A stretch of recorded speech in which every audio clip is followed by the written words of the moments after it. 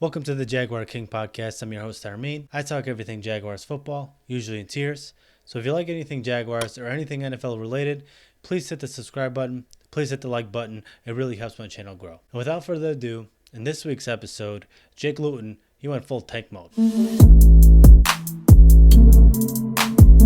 The Jaguars lose to the Pittsburgh Steelers 27-3. The Jaguars started the game off hot. Jake Luton was hitting targets, and with the help of James Robinson, who has a nicotine patch on his right arm because he's tired of smoking these defenders, lead the Jaguars offense down the field on their first possession, and they go up 3-0. And then they just disappear, figuratively and literally. Half their players were on IR by the end of this game. Those 3 points were all that the Jaguars offense could muster. And no one except James Robinson showed up that game. Jake Luton was either hitting his target at 100 miles per hour or he was throwing rocks into the stands. Jake Luton is about as consistent as my eating habits. Luton went 16-37, 151 yards, and 4 interceptions.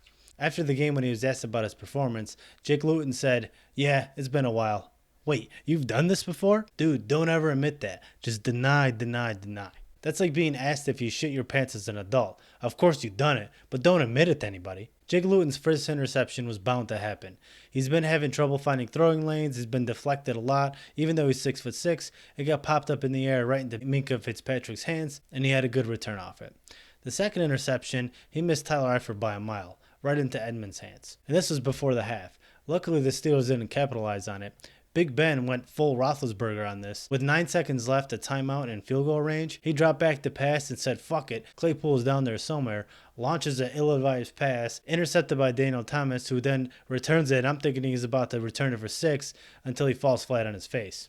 Jaguars could have very least been down 20-3, but because of that interception, they're down 17-3 going into halftime. Of course, it didn't get any better. Jake Luton's third and fourth picks of the game, to me, weren't as bad as his first two. I think the game was out of hand at that point, and he was just trying to force a pass and make something happen when it wasn't there, and they were easily picked off. If Gardner Minshew is healthy, I think he should be plugged in as a starter moving forward. A lot of the throws Jake Luton was missing, those short passes, timing routes, and intermediate game, Gardner Minshew would have completed those passes, even with the broken thumb. Now, I don't think Minshew is our franchise savior, but I think going forward for us to be competitive and see what team we have, I think Minshew has to be the starter if he's healthy. Although, I will say Jake Luton's pocket presence is a lot better than Gardner Minshew's. I don't know if it's because he's taller or fears the defense less, but he stands a lot taller in the pocket, and I think it helps our offensive line look a little bit better. But speaking of QB, Jaguars need to find their franchise QB.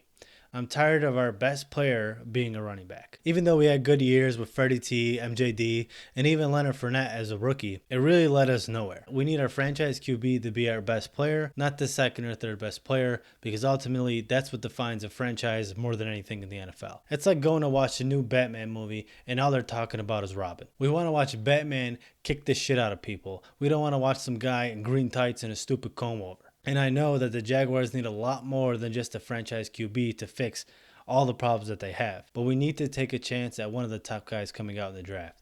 If we have the first or second overall pick, we're in prime position to pick a player that will make a difference on this team. But until then, I think Minshew will still be the starter if he's healthy, just because I think he's better than Jake Luton. And that's about as much as you can really say about the Jaguars offense on that Sunday. They just sucked. Now let's talk about some defense. The Jags continued their streak of not allowing a 30-point game. Hats off to them. And in all honesty, if there was a game for that to happen, I thought it would be this game. The Steelers' offense versus our broken defense.